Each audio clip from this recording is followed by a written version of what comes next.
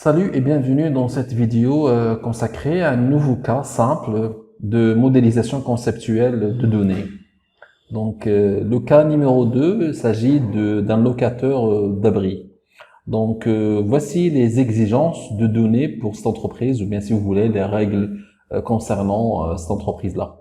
Donc la première règle, il s'agit d'une entreprise de location d'abri pour automobiles. Alors pour comprendre, voici une image d'abri par exemple. Donc, je reprends, une entreprise de location d'abris pour automobiles propose à ses clients des abris modulaires. Le client signe un contrat pour l'allocation d'un ou plusieurs modules de divers types qui peuvent être combinés pour répondre à ses besoins spécifiques. Deuxième règle, tout client possède un numéro de client, un nom et un prénom.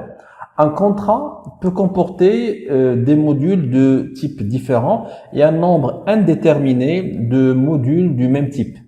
3. Chaque type de module possède un code et un prix de location propre. Il est constitué de divers composants standards. Le même type de composant peut être présent en plusieurs exemplaires dans un même module et dans plusieurs modules différents. Le composant possède un code de composant et une description. Un composant pourrait être un boulon de 2 cm par exemple. 5. L'entreprise se procure les composants auprès d'un certain nombre de fournisseurs attitrés. Un fournisseur possède un numéro unique et un nom.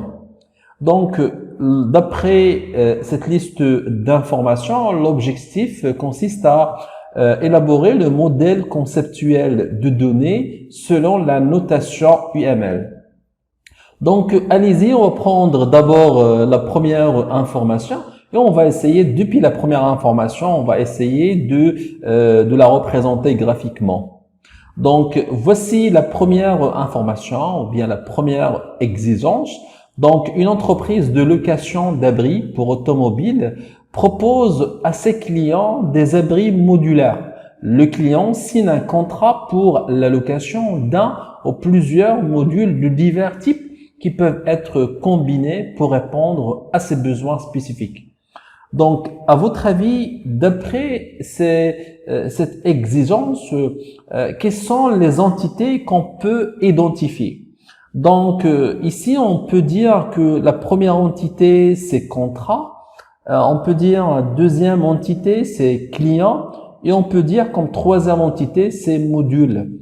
D'ailleurs, si vous lisez avec moi cette information, alors on trouve une entreprise de location d'abris pour automobiles propose à ses clients des abris modulaires. Alors voilà, le client signe un contrat. Voilà, donc la première entité, c'est client, signe un contrat, deuxième entité, pour la location d'un ou plusieurs modules. Donc d'après cette phrase-là, on a détecté les trois entités.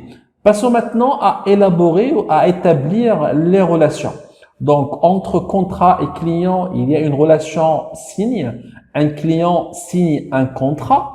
Donc, pour les cardinalités ou bien les multiplicités. Donc, un client, il signe un ou plusieurs contrats. Voilà. Et pour un contrat, il est signé par un seul client. C'est pas plusieurs, mais un contrat, il a normalement un numéro, un code qui est affecté à un seul client. Donc, on a un.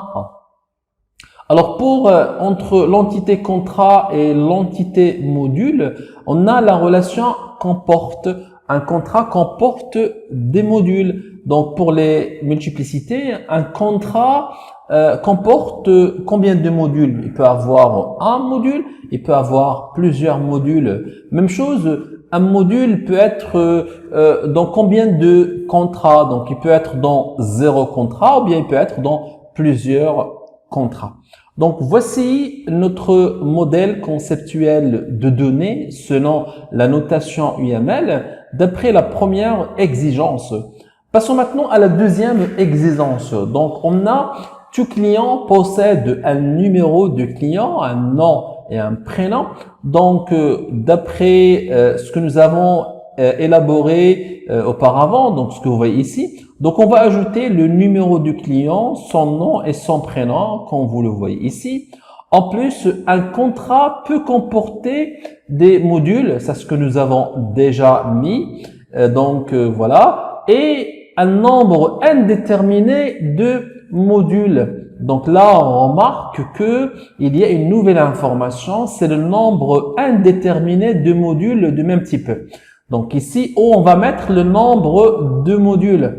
Alors ici, il s'agit de le nombre de modules dans un contrat. Alors là, on remarque que cette propriété, il dépend du contrat et du module. Ce qui veut dire, il va être dans l'association. Donc, le nombre de modules va être dans l'association. C'est pour ça on va créer une entité association que j'appelle contrat module, dans laquelle je vais mettre l'attribut nombre de modules. Cette entité sera liée à la relation qu'on porte par une ligne pointillée. Passons maintenant à la troisième information. Donc, d'ailleurs, vous voyez ici notre modèle conceptuel des données d'après les deux exigences. Maintenant, on va représenter graphiquement ce qu'on a dans la troisième. Donc, chaque type de module possède un code et un prix de location. Donc, on va ajouter les informations dans l'entité module. Il y a le code et le prix. En plus, il est constitué, le module est constitué de divers composants. Alors voilà, on a ici une nouvelle entité qui est composant, donc qui sera en relation avec l'entité module. Donc là, on va dire module est constitué de composants. Donc pour les cardinalités, alors un module peut être constitué de combien de composants? Donc un ou plusieurs. Alors, un composant peut être dans combien de modules? Est-ce que c'est un A? Est-ce que c'est un N? Donc, d'après la règle 3, le même type de composant, c'est-à-dire un composant, peut être présent en plusieurs exemplaires dans un même module ou bien dans plusieurs modules. Voilà ce qui nous donne qu'un composant peut être dans un ou plusieurs modules. Passons maintenant à la quatrième exigence. Donc voilà, le composant possède un code et une description. C'est ce qu'on va ajouter dans l'entité composant. Voilà, code et description. Et un composant, voilà, peut être un boulon de 2 cm. Ça, c'est une description par exemple. Passons maintenant à la dernière exigence.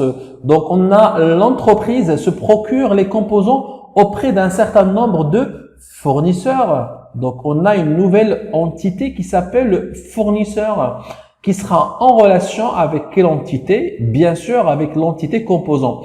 Parce que dans l'information 5, on a l'entreprise se procure les composants auprès d'un certain nombre de fournisseurs. Alors, on va mettre la relation, c'est se procure. Donc, un composant se procure auprès d'un fournisseur. Alors, à propos donc dans l'entité fournisseur, on a le numéro qu'on voit, on a le nom.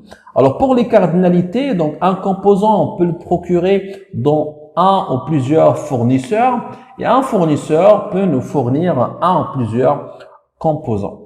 Donc, voilà notre modèle conceptuel de données selon la notation UML. Et comme vous avez remarqué, c'est que la bonne compréhension des informations nous permet d'élaborer le modèle correctement, le modèle conceptuel des données.